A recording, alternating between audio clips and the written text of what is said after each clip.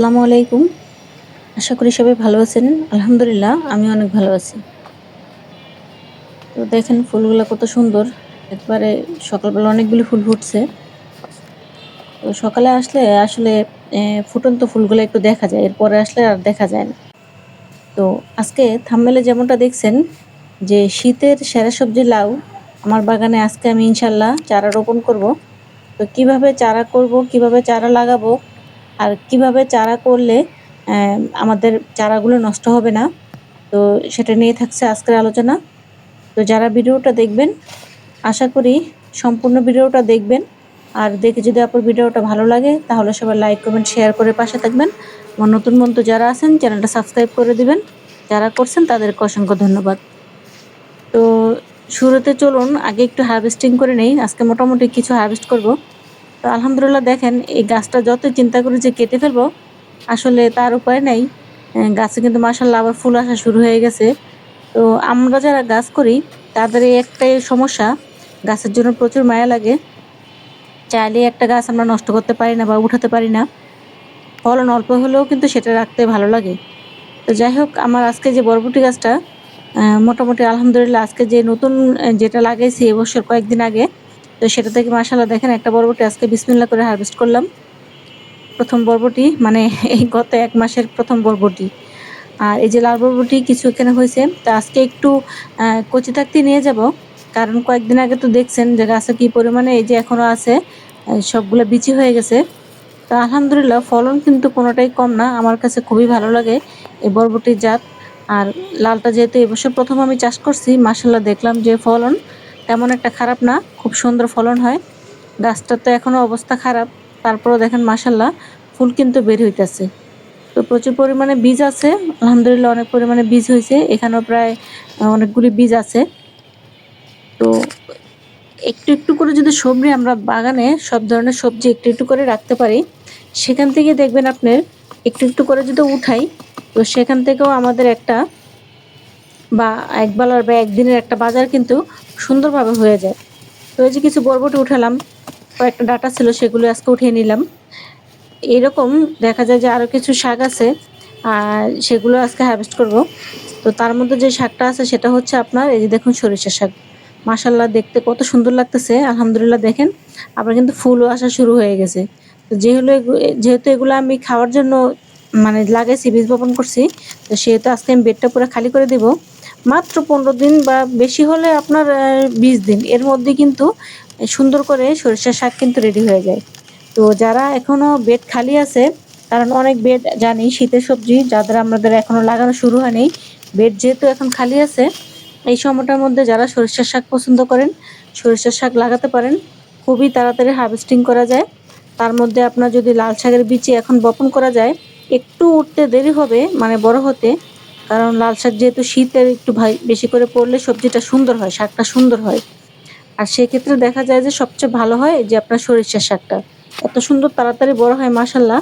আর গাছগুলো একেবারে কচি, খুব সুন্দর লাগতেছে উঠাতে, খুবই ভালো লাগতেছে। আর এরকম শাক যদি আমরা বেডে করে রাখি, দেখা যায় যে আমরা ১ মাসের মধ্যে ২ বার করে শাক হারভেস্টিং করতে পারবো। তো সেহেতু বেড খালি না রেখে এখানে কিন্তু আমরা চাইলে এই ধরনের শাকগুলি, যেগুলো খুব সহজে হয়, কলমি শাক, এই ধরনের সরিষার শাক, সেগুলো কিন্তু আমরা লাগাতে পারি। তো আমিও আজকে উঠানোর পরে বেডগুলো খালি রাখবো না, এখানে আবার নতুন করে বীজ ফেলে দেবো আজকেই। তো দেখবেন যে আবার ১৫ থেকে ২০ দিনের মাথায় আমি আবার এখান থেকে হারভেস্ট শুরু করতে পারবো। আর যেহেতু বেডগুলো এখন খালি আছে সেহেতু খালি ফেলে রাখার কোনো প্রশ্নই আসে না। একটা সবজি হলেও তো আমাদের একটা সুন্দর একটা সবজি হয়ে গেল। তো সেইজন্যই। আর লাউয়ের বীচি যারা এখনো বপন করেন নাই তারা আর দেরি করবেন না, এখনই বীজ বপন করে দেন। আমি কিন্তু আরো আগে থেকেই বীজ বপন করে দিছি। আলহামদুলিল্লাহ খুব সুন্দর আমার চারা রেডি হয়ে গেছে। আজকে সেই চারাগুলি আমার যে মেইন টব আছে, সেই মেইন টবে আমি দিয়ে দেব। যদিও বা টবের মধ্যে লাগাইছিলাম, তো দেখা যায় অনেকগুলি বীজ বৃষ্টির কারণে কিন্তু নষ্টও হয়ে গেছে। আর এই যে বেগুনগুলা আসলে বাজার থেকে যদি বীজ কিনে আনা হয় বা চারা কিনে আনা হয় তাহলে কিন্তু বোঝা যায় না বেগুন কতটুকু বড় হবে বা কি হবে। তো এই যে দেখুন এই বেগুনগুলো কিন্তু আর বড় হবে না। এটা জাত এরকমই ছোট, ছোট। তো যখন কাটছি তখনই কিন্তু দেখলাম যে ভিতরে কিন্তু বীজ মোটামুটি হয়ে গেছে। তো কয়েকটা দিন রাখবো, দেখি শীতের কয়েকটা দিন কেমন হয়। আলহামদুলিল্লাহ ফলন মোটামুটি খারাপ না, ভালোই আসছে, কিন্তু সমস্যা হলো সাইজে একটু ছোট। দেখা যায় বড় জিনিস যদি একটা বা দুটো হয় সেটা কিন্তু হয়ে যায়, আর ছোট জিনিস কিন্তু আপনার 4-5টা বা 5-6টা কমপক্ষে না হলে কিন্তু হয় না। তো যাই হোক, যেগুলি আছে সেগুলি আলহামদুলিল্লাহ একটু বড় হোক, আর শীত আস্তে আস্তে কেমন হয় দেখি। তো তারপরে আবার নতুন গাছ এখানে লাগাতে হবে, কারণ যেটা ফলন ভালো হয় সেটাই কিন্তু লাগানো দরকার। তো দেখেন ছোটখাটো একটু একটু করেও কিন্তু মোটামুটি দেখেন আলহামদুলিল্লাহ 3-4 রকমের সবজি কিন্তু এখান থেকে হারভেস্ট করে ফেললাম। যে সরিষার শাকগুলি হারভেস্ট করলাম মাশাআল্লাহ খুব সুন্দর করে রান্না করছি, বা একবেলা হয়ে গেছে খুব সুন্দরভাবে। আর দেখেন এগুলি দিয়ে একটা মিক্সড সবজি যদি রান্না করা যায় সেটাও কিন্তু খারাপ হয় না। তো চলুন চলে যাই আমাদের মূল ভিডিওতে। তো লাউয়ের চারা যারা আমি একবার এক এক জায়গায় লাগাইছি, আসলে কখন যে কোনটার মধ্যে লাগাইছি সেটা কিন্তু আমার মনে ছিল না। আর আরেকটা জিনিস, আপনাদের বাগানে এই ধরনের গাছগুলো হয় কিনা জানাবেন। আর এই যে দেখুন এখানে লাউ গাছ কখন যে লাগাইছে আমার মনে নাই, একবারে সাইড দিয়ে কিন্তু 2টা চারা সুন্দর করে উঠছে। আর এই যে এই সবজিটা কি সবজি জানি না, প্রতি বছরই টবের মধ্যে হয়, কিন্তু তেমন একটা ফলন হয় না। তো কেউ যদি জেনে থাকেন তাহলে জানাবেন এটা কি গাছ, একা একাই হয়। আর এই যে দেখুন এখানেও কিন্তু লাউয়ের বীজ লাগাইছি, মানে সবগুলা এখানে কিন্তু ওয়ান টাইম গ্লাসে কিন্তু এক এক রকমের বীজ লাগিয়েছিলাম। তো সেক্ষেত্রে দেখা যায় বৃষ্টির কারণে কিছু উঠতে পারছে, কিছু উঠে নাই। আর এবছর আমি 3 রকমের লাউয়ের বীজ দিছি। একটা হচ্ছে গোল লাউ, একটা হচ্ছে বেবি লাউ মানে যেটা ছোট ছোট হয় সেই লাউ, আর একটা হচ্ছে আপনার লম্বা লাউ যেটা। এখন আশা করি সবগুলা থেকে বীজ আমার চারা উঠছে, চারা থেকে বীজ থেকে চারা উঠছে। তো এই বীজগুলো চলুন লাগিয়ে তারপর আপনাদের সাথে ফিরে আসি, কারণ এক হাতে যেহেতু ক্যামেরা ধরতে হয়, এক হাতে গাছগুলো লাগানো সম্ভব না। তো বীজগুলো লাগিয়ে আপনাদের মাঝে আবার ফিরে আসতেছি। আর যারা এখনো বীজ ফেলেন নাই তারা এখনই দ্রুত বীজগুলি লাগিয়ে ফেলুন। আর লাউয়ের বীজ যেহেতু একটু শক্ত, অবশ্যই আপনারা চেষ্টা করবেন যে একটু 24 ঘন্টা পানিতে ভিজিয়ে রাখার জন্য। তো ভিজিয়ে রাখার পর দেখবেন লাউর এই খোলসটা কিন্তু খুব সুন্দরভাবে খুলে যাবে। দুভাবে লাগাতে পারেন, সরাসরি আপনারা এরকম বেডে লাগিয়ে দিতে পারেন। দেখুন এটা আমি অফ ক্যামেরায় কিন্তু আমার এই যে চারাগুলি সুন্দরভাবে লাগিয়ে দিছি। গতকালকে বিকালে আমি এই চারাগুলি লাগাইছি। দেখেন আলহামদুলিল্লাহ কি সুন্দর, এত সুন্দর আছে মনে হয় যে না এখানেই চারাগুলি কিন্তু এই টবের মধ্যে উঠছে। এই যে চারাটা দেখতেছেন এটা আমার এই টবের মধ্যে লাগানো, এটা থেকে এই চারা উঠছে। আর এই চারাগুলি কিন্তু আমি কালকে সরি একটু আগে যে বীজ চারাগুলি দেখলেন সেগুলি কিন্তু লাগাইছি আমি বিকালবেলা। দেখেন একটা চারাও মাশাআল্লাহ কোনো রকম হয় নাই, একবারে খুব সুন্দর আছে। আর এখানে কি আমার 3টা শশার চারা উঠছে আলহামদুলিল্লাহ। যদি ভালো হয় আশা করি এখান থেকে ফলন পাওয়া যাবে, যেহেতু শীতের সবজিও। আর দেখেন এই যে মোটামুটি আমার যতগুলি চারা আছে আমি এক একটা টবে লাগিয়ে দিছি। আর আমার এই বেডটা মোটামুটি অনেকটাই বড়। তো এখানে 4-5টা চারা আছে। সবগুলি চারা হয়তো বা নাও থাকতে পারে, কিছু আবার নষ্টও হতে পারে। তো যার কারণে আমি লাগিয়ে দিছি, তখন গাছ বুঝে তখন আবার এখান থেকে উঠিয়ে ফেলতে পারবো আর কি।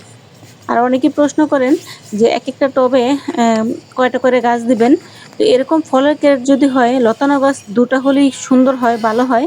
তো 3টাও দিতে পারেন যদি নিয়মিত আপনারা খাবারটা ঠিকমতো দিতে পারেন, আর যদি পানিটা ঠিকমতো দিতে পারেন তাহলে 3টাও দিতে পারেন। আর এরকম ককশিটের যে বক্সগুলি আছে যে এগুলো একটু বড়, মোটামুটি অনেকটাই বড়, এটার মধ্যে 4টা গাছ মোটামুটি দেওয়া যায়, তবে 3টা হলে ভালো হয়, 4টাও দেওয়া যায়। সেক্ষেত্রে খাবারটা ঠিকমতো দিতে হবে, যাতে গাছে খাবারের কোনো ঘাটতি না হয় সেদিকটা কিন্তু খেয়াল রাখতে হবে। সবসময় যদি আমরা আমাদের লতানো গাছে খাবারটা ঠিকমতো দিয়ে যাই সেক্ষেত্রে 3টার জায়গায় 4টা হলেও কিন্তু সমস্যা হয় না। কারণ সপ্তাহে 1-2 বার করে যদি খাবারটা দেন তাহলে কিন্তু গাছে খাবারের ঘাটতি হবে না। আর এখানে যে ছোট ছোট যে চারাগুলো দেখতেছেন এগুলো কিন্তু টমেটো চারা, আমি এখানে লাগাই নেই। হয়তোবা গত বছর যে আমার যে মাটিগুলি ছিল তখন কিন্তু এই যে উলটপালট করে দিচ্ছি, দেখেন এখন কিন্তু এতদিন কিন্তু অনেক পানি দিছি তাও কিন্তু বীজগুলা নষ্ট হয়নি।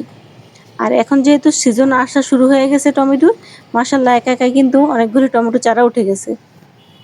তো এই যে লাউয়ের চারা আপনারা সরাসরি বেডেও লাগাতে পারেন, আবার যে এরকম ওয়ান টাইম গ্লাসগুলো আমি দেখালাম এরকম ওয়ান টাইম গ্লাসও আপনারা লাগিয়ে তারপরে বেডে বসিয়ে দিতে পারেন। আর যখনই লাগাবেন চেষ্টা করবেন যে শিকড়টা যাতে একটুও নষ্ট না হয়। আর যদি এরকম টবে আপনারা না ওয়ান টাইম গ্লাসে না লাগান, এরকম বেডে লাগান।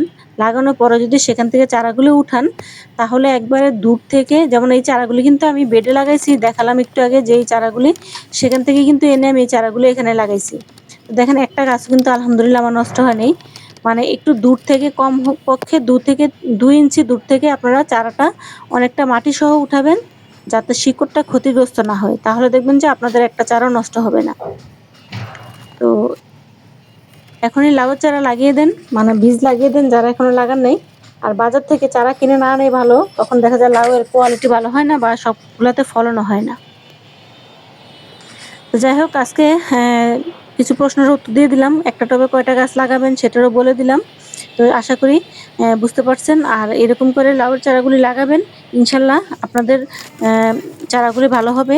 তো কয়েকদিন পরে আবার ইনশাল্লাহ লাউ গাছের আপডেট নিয়ে আসবো, যেটার মধ্যে কি খাবার দেবো বা কি খাবার দিলাম সেটাও আপনাদের সাথে শেয়ার করব। তো আজকের ভিডিওটা কেমন লাগলো জানাবেন, আর ভালো লেগে থাকলে কমেন্টস করবেন। সবাই ভালো থাকেন, সুস্থ থাকেন। আল্লাহ।